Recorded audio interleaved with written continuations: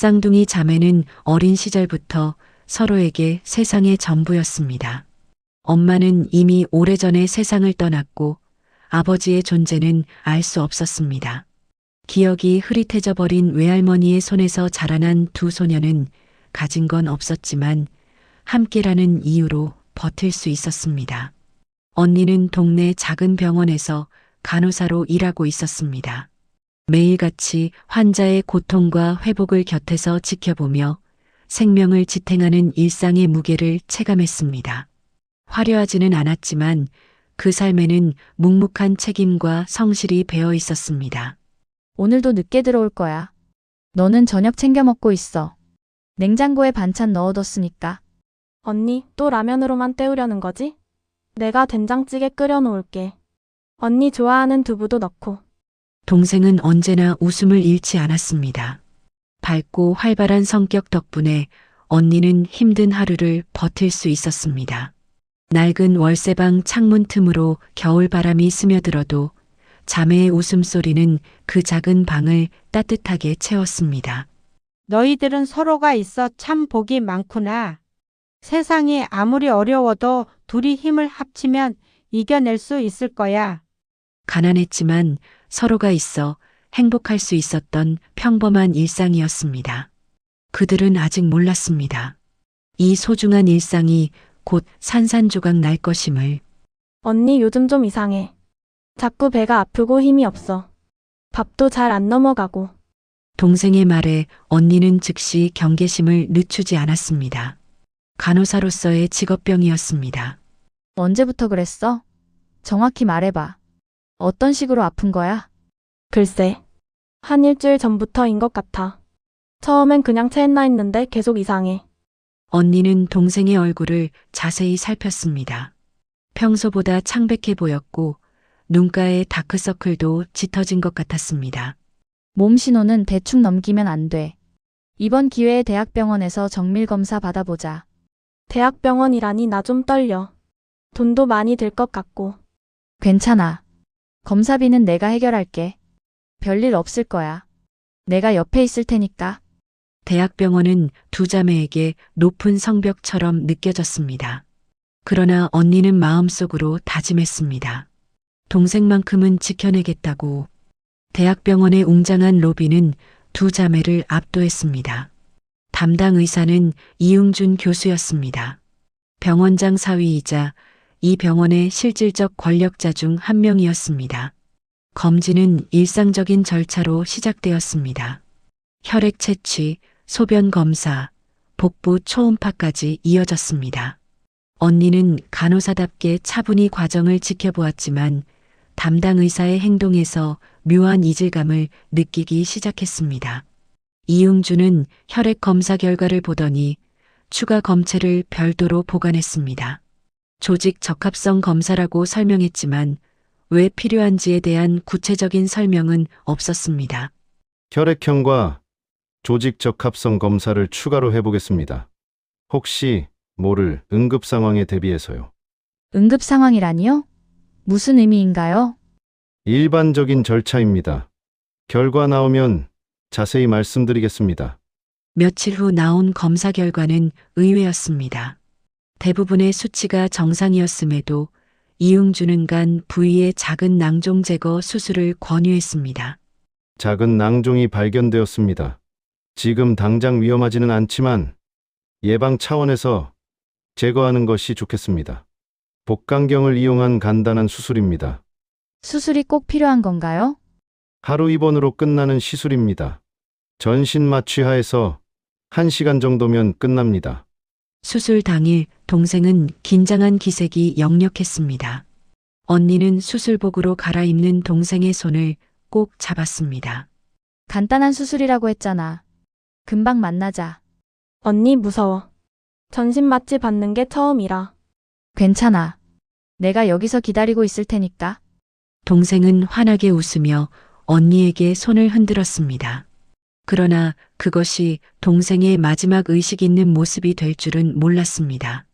예상된 1시간이 지나고 2시간, 3시간이 지나도 소식이 없었습니다.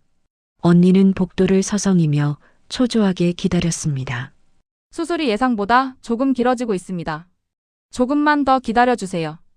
예상보다 한참 뒤에야 수술실 문이 열렸습니다. 이응준의 표정은 무거웠고 뒤따라 나온 간호사들의 얼굴도 어두웠습니다. 수술 중 예상치 못한 합병증이 발생했습니다. 마취 과정에서 환자의 혈압이 급격히 떨어지면서 뇌 손상이 발생했습니다. 현재 환자는 뇌사 상태입니다. 뇌사라니. 그럴 리가 없어요. 건강한 아이였는데. 의료진도 예상하지 못한 상황이었습니다. 최선을 다했지만 안타깝게도 이런 결과가 되었습니다. 이응준의 설명은 기계적이고 감정이 없었습니다. 의료 현장을 잘 아는 간호사였기에 언니는 그 속에서 무언가 감춰져 있음을 직감했습니다. 동생이 뇌사에 빠진 뒤에도 언니의 마음은 멈추지 않았습니다. 간호사로서의 본능이 깨어났습니다. 건강한 젊은 여성이 간단한 수술에서 뇌사에 이르는 경우는 극히 드물었습니다. 뇌사 진단은 확실한 건가요? 혹시 회복 가능성은 없나요? 여러 검사를 통해 확인했습니다. 뇌사는 되돌릴 수 없는 상태입니다. 언니는 퇴근 후마다 대학병원 기록실을 찾았습니다. 보호자라는 명목으로 차트를 요청했지만 돌아오는 대답은 늘 같았습니다. 보호자께 보여드릴 수 있는 부분은 여기까지입니다. 수술 기록은 의료진 확인이 필요합니다. 받아본 차트는 불완전했습니다. 수술 전 정밀 검사 기록이 일부 빠져 있었고 마취 기록도 핵심 부분이 누락되어 있었습니다. 특히 조직 적합성 검사 결과가 통째로 사라져 있었습니다. 기본 검사 항목들이 왜 없어졌지? 이럴 리가 없는데. 그러던 중 언니는 복도에서 의료진들의 수상한 대화를 엿듣게 되었습니다. 그 환자 조직 적합성 검사 결과는 어떻게 처리했어? 쉿, 조용히 해. 그런 얘기 함부로 하면 안 된다고 했잖아. 두 사람은 언니를 발견하자 급히 자리를 떴습니다. 언니의 가슴이 철렁 내려앉았습니다. 며칠이 지나 수술 결과를 수상히 여기는 간호사 김소영이 있었습니다. 언니, 오늘 수술 이상하지 않았어? 쉿, 그런 말 함부로 하면 안 돼. 이용준 교수가 누군 줄 알아? 하지만 명백히 잘못된 처치였어. 네가 의사야? 교수님이 하신 일에 간호사가 뭘 알겠어. 김소영은 집에 돌아와서도 그날의 수술이 머릿속을 떠나지 않았습니다. 8년간 수많은 수술을 보조했지만 그런 의도적인 지연은 처음이었습니다. 그 환자 나와 비슷한 나이였는데. 만약 내 동생이었다면. 소영아, 요즘 표정이 안 좋구나. 무슨 일이야? 엄마. 만약 옳지 않은 일을 알게 됐는데 말하면 내가 위험해진다면 어떻게 해야 할까? 옳지 않은 일이라는 게 뭔데? 누군가 무고한 사람이 죽었는데 아무도 진실을 모른다면. 소영아, 엄마는 내가 간호사가 된 걸 자랑스러워해. 왜냐하면 내가 사람의 생명을 지키는 일을 하니까. 진실을 아는 사람이 침묵하면 그 억울함은 누가 풀어주겠니? 김소영은 수술실 관리를 담당하는 후배 간호사에게 조심스럽게 접근했습니다. 민지야, 혹시 지난주 화요일 3번 수술실 영상 백업된 거 있어? 언니, 왜 그걸? 나중에 설명할게. 정말 중요한 일이야. 소영은 어떻게든 진실을 알려주고 싶었습니다. 그러나 걱정이 있었습니다. 어머니 병원비가 문제였습니다. 만약 이 일이 발각되면 모든 걸 잃을 수도 있었습니다. 직접 나서면 병원에서 쫓겨날 거야. 그럼 엄마 병원비는 어떻게 하지? 하지만 이대로 모른 척하면 나도 공범이 되는 거잖아. 김소영은 며칠에 걸쳐 신중하게 계획했습니다. 자신의 신원이 노출되지 않으면서도 진실을 알릴 수 있는 방법을 찾았습니다. 김소영이 쓴 쪽지. 진실을 알 권리가 있습니다. 이 영상을 보십시오. 양심 있는 의료진. 며칠 후 언니는 집 앞에서 익명의 봉투를 발견했습니다. 안에는 USB와 함께 쪽지가 들어 있었습니다. 진실을 알 권리가 있습니다. 이 영상을 보십시오. 양심 있는 의료진. 언니는 망설임 없이 USB를 재생했습니다. 화면 속에는 대학병원 수술실 CCTV 영상이 나타났습니다. 처음에는 일반적인 수술 과정이었습니다. 하지만 시간이 지나면서 이상한 점들이 보이기 시작했습니다. 환자의 상태는 안정적이었습니다. 그런데도 이응주는 마취제를 과도하게 투여하라고 지시했습니다. 교수님, 이 용량이면 위험하지 않을까요? 괜찮습니다. 제가 판단하겠습니다. 예상대로 환자의 혈압이 급격히 떨어지기 시작했습니다. 간호사가 응급처치를 요청했지만 이응주는 의도적으로 지연시켰습니다. 교수님, 즉시 승합제 투여해야 합니다. 잠시 지켜봅시다. 결국 환자는 뇌손상으로 뇌사 상태에 빠졌습니다. 영상이 끝났을 때 언니의 눈에서는 눈물이 흘러내렸습니다. 살릴 수 있었잖아. 왜 아무것도 하지 않았어? 언니는 더 이상 침묵할 수 없었습니다. 퇴근 후 대학병원으로 향했습니다. 이응주는 환자 보호자 대기실에서 여유롭게 앉아 있었습니다. 교수님, 이야기 좀 해야겠습니다. 보호자분, 무슨 일이신지요? 전부 봤습니다. 수술실 영상. 동생은 살릴 수 있었어요. 그런데도 당신은 아무 조치도 하지 않았죠. 이응준의 눈빛이 순간 차갑게 흔들렸습니다. 무슨 오해를 하고 계신 것 같습니다. 영상은 전문적으로 해석해야 합니다. 저는 간호사입니다. 의도적으로 처치를 지연한 거예요. 그건 살인입니다. 이응준의 표정이 서늘하게 굳어졌습니다.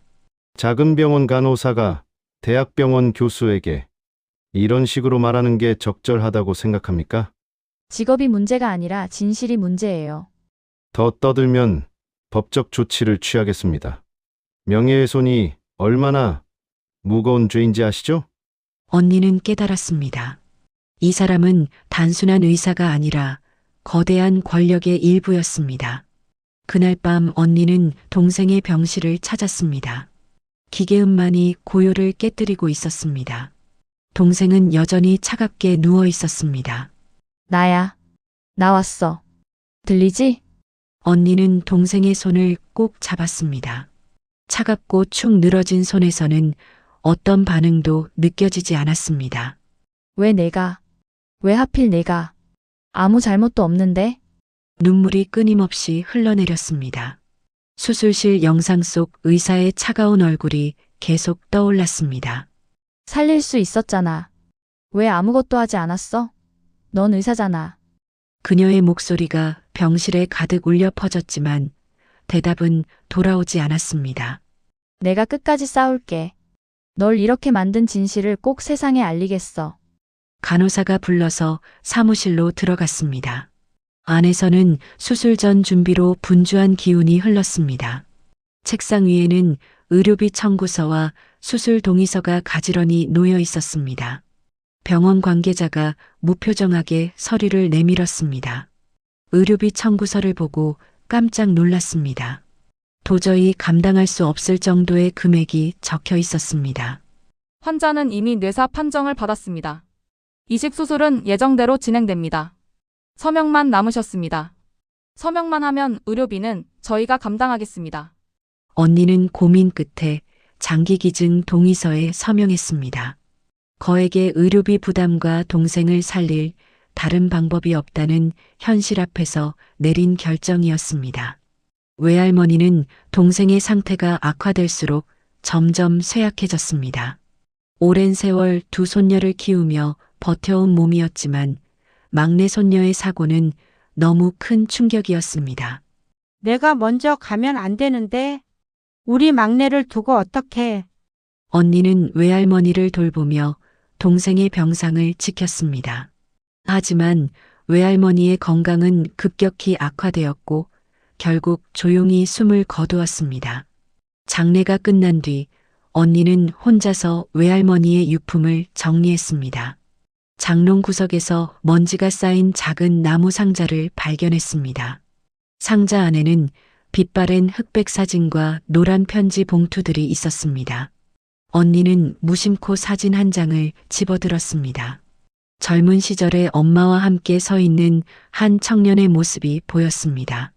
아니, 이 사람. 어디서 본 것 같은데? 하얀 셔츠, 반듯한 머리, 곧은 코, 너무도 익숙한 얼굴이었습니다. 사진 뒤에는 은하와 흥준, 1970년 봄이라고 적혀 있었습니다. 은하야, 우리 앞길이 막혀 있다는 걸 알면서도 너와 함께한 시간은 내 인생의 전부였다. 나는 언젠가 훌륭한 의사가 되어 널 다시 찾을 거야. 흥준, 언니는 충격에 휩싸였습니다. 동생의 수술을 집도한 그 의사와 똑같은 이름, 똑같은 얼굴이었습니다. 이흥준은 기록실 좁은 공간에서 홀로 서류를 들춰보고 있었습니다. 형광등 불빛이 서류 위로 흘러내리며 활자 하나하나를 더 날카롭게 드러냈습니다. 수십 번을 읽은 검사 결과지 그 안의 숫자는 여전히 변하지 않았습니다. 적합률 99.9%. 그의 손끝이 종이를 움켜쥐며 미세하게 떨렸습니다. 검진 과정에서 우연히 들어온 한 소녀의 혈액 샘플. 그는 의례적인 확인을 하듯 차트와 대조했습니다. 그러나 결과는 단순한 우연이라 하기에는 너무나 완벽했습니다. 아들의 수치와 겹쳐지는 수많은 항목들. 의료 교과서에서도 보기 힘든 완벽한 일치. 이건 하늘이 내린 답이다. 이제 너는 기다릴 수 없어. 이 아이라면 준호를 반드시 살릴 수 있어. 흥준의 뇌리를 스친 첫 감정은 두려움이 아니었습니다. 오히려 벅찬 안도감이었습니다.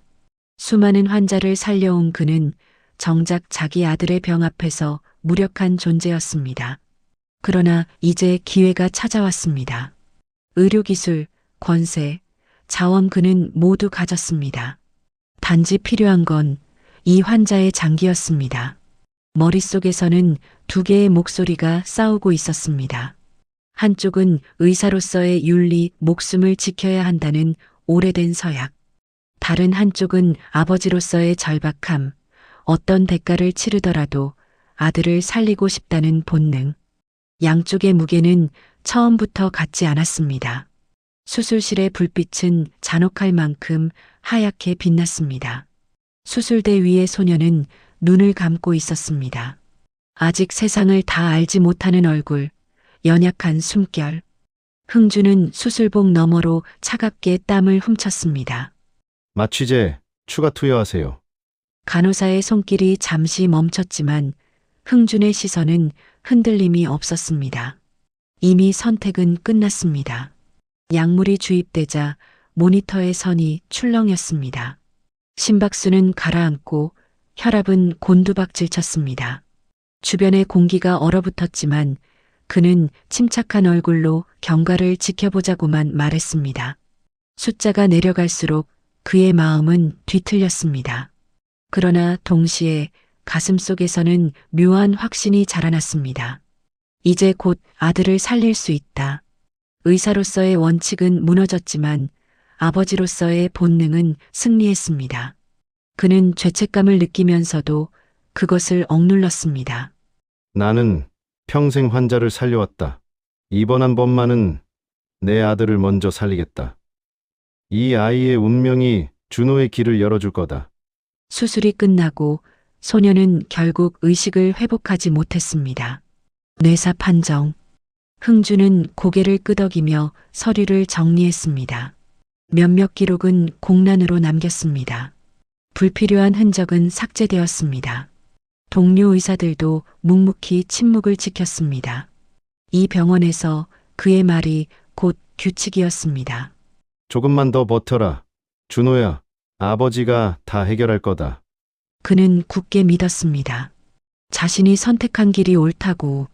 한 생명을 희생시켜 또 다른 생명을 살리는 것, 그것이 의사로서의 사명과 다르지 않다고 스스로를 설득했습니다. 그러나 그는 알지 못했습니다. 그 수술대 위의 소녀가 바로 자신이 젊은 날 사랑했던 여인의 피와 살이라는 것을.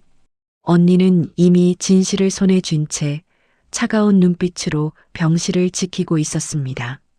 하지만 흥중 그는 오직 아들의 회생만을 생각하며 스스로의 죄를 덮고 있었습니다. 곧이어 그가 가장 두려워할 진실이 눈앞에 드러날 것이었습니다. 지금은 몰라도 언젠가 누군가가 그에게 다가와 말할 것이었습니다. 그 아이는 당신의 딸이었다. 그날이 오면 지금의 냉정함은 산산조각 날 터였습니다. 동생의 간 이식 수술이 예정된 날이었습니다. 아무래도 이대로 동생을 보낼 수가 없었습니다. 수술복을 입고 마지막 점검을 하고 있었습니다. 수혜자인 그의 아들 준호는 이미 마취가 시작된 상태였습니다. 그때 흥준이 있는 대기실 문이 급히 열렸습니다. 언니가 헐떡거리며 뛰어들어왔습니다. 잠깐. 수술 멈춰요. 여기가 어딘 줄 알고 들어오는 거예요? 당장 나가세요. 듣고 가세요. 중요한 얘기가 있어요. 언니는 떨리는 손으로 가방에서 빛바랜 사진과 편지들을 꺼냈습니다. 외할머니의 유품에서 찾은 것들이었습니다. 이 사진 보세요. 이웅준의 눈이 사진에 고정되었습니다. 젊은 시절 자신과 은하가 함께 찍은 사진이었습니다. 그의 얼굴이 순간 창백해졌습니다. 이건 어디서? 외할머니 유품에서 찾았어요. 당신이 우리 엄마에게 쓴 편지들도 다 있어요. 언니는 편지 몇 장을 펼쳐 보였습니다. 이웅준의 필체로 쓰인 사랑, 고백과 약속들이 적혀 있었습니다. 언젠가 의사가 되어 널 찾아갈게. 우리 사랑을 지켜낼게. 이 글씨 당신 거 맞죠? 은하. 오랜만에 듣는 이름이군요. 저는 은하의 딸입니다. 쌍둥이 딸 중 언니예요.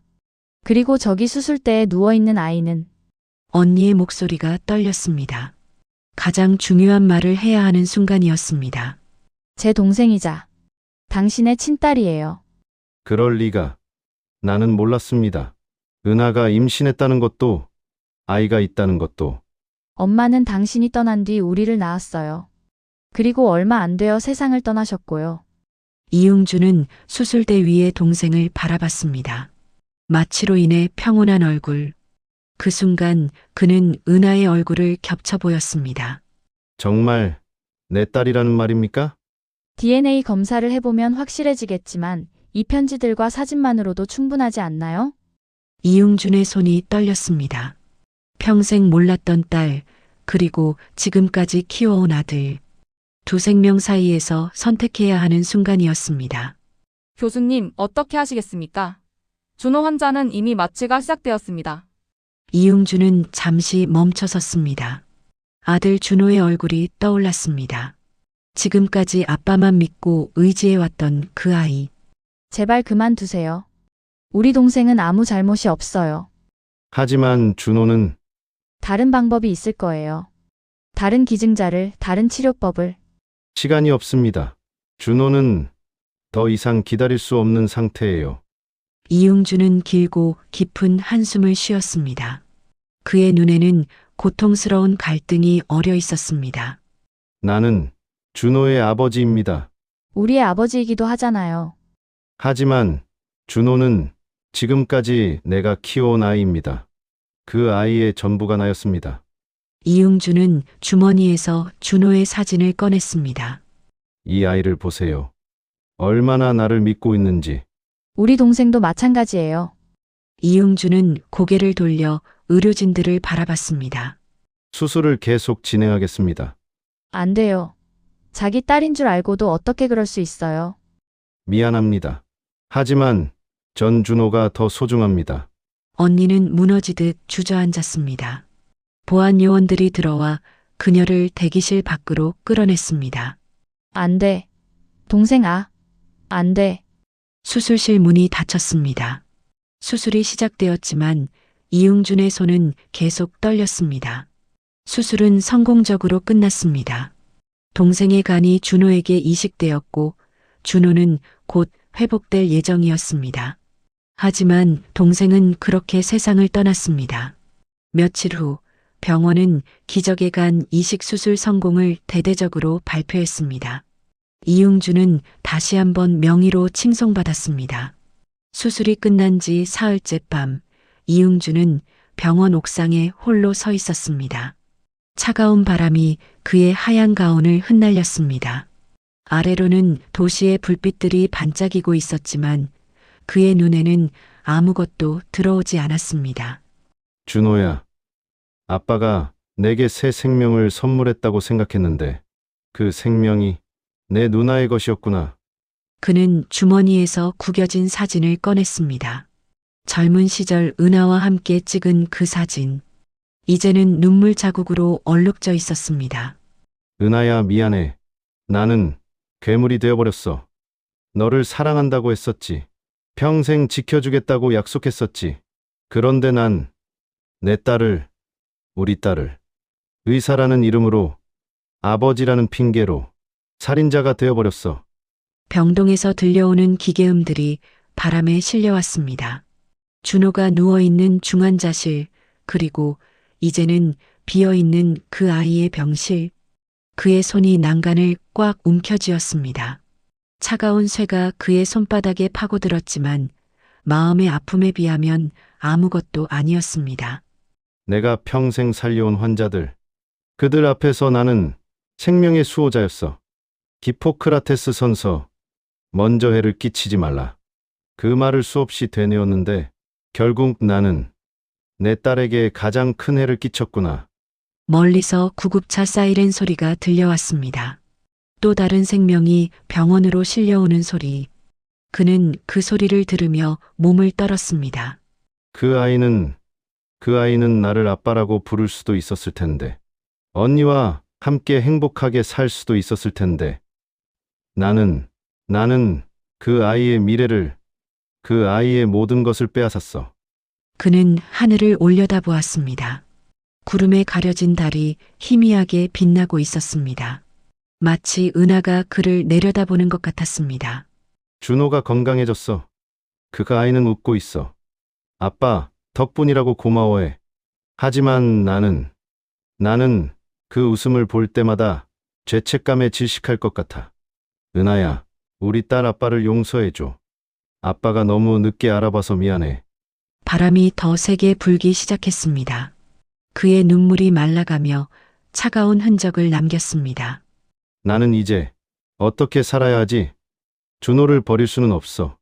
그 아이는 아무 죄가 없으니까. 하지만 내가 저지른 일은 평생 나를 따라다닐 거야. 의사로서의 자격도, 아버지로서의 자격도, 인간으로서의 자격도 나는 이미 다 잃어버렸어. 그는 주머니에서 자신의 의사 면허증을 꺼냈습니다. 오래전 받았을 때의 자부심이 서린 그 종이 이제는 그것마저 무겁기만 했습니다.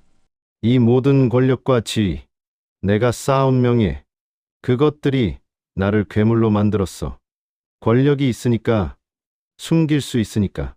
그래서 죄를 저질렀어. 하지만 아무리 숨겨도 진실은 변하지 않아. 나는 내 딸을 죽인 아버지야. 새벽이 다가오고 있었습니다. 동쪽 하늘이 조금씩 밝아오기 시작했습니다. 새로운 하루가 시작되지만 그에게는 어둠만이 계속될 것 같았습니다. 은하야, 우리 딸아. 아빠가 너희들께 할 수 있는 건 평생 이 죄책감을 안고 사는 것뿐이야. 제발 너희들이 있는 곳에서만큼은 행복하기를. 그는 고개를 숙인 채 병원 안으로 돌아갔습니다. 그의 뒷모습은 평생 짊어져야 할 죄의 무게로 구부러져 있었습니다. 명이라는 가면, 뒤에 숨은 한 인간의 처절한 후회였습니다. 언니는 동생의 장례를 혼자 치러야 했습니다. 작은 장례식장에는 몇몇 친구들만이 참석했으나 끝내 아버지는 오질 않았습니다. 동생아, 언니가 지켜주지 못해서 미안해. 언니는 언론사를 찾아가 진실을 알리려 했습니다. 흥미로운 이야기긴 한데 증거가 부족하지 않나요? 상대가 워낙 큰 인물이라. 제가 직접 봤어요.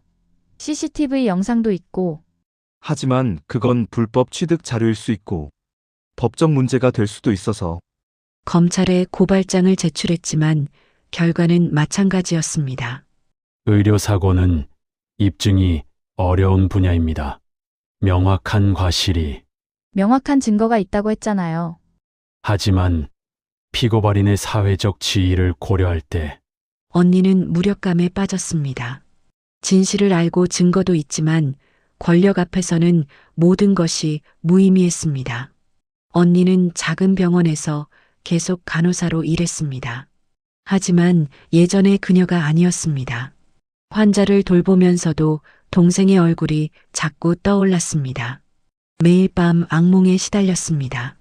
저녁마다 언니는 동생의 납골당을 찾았습니다. 작은 비석 앞에 꽃을 놓고 이야기를 나누었습니다. 동생아, 오늘도 왔어. 그 사람은 여전히 잘 살고 있어.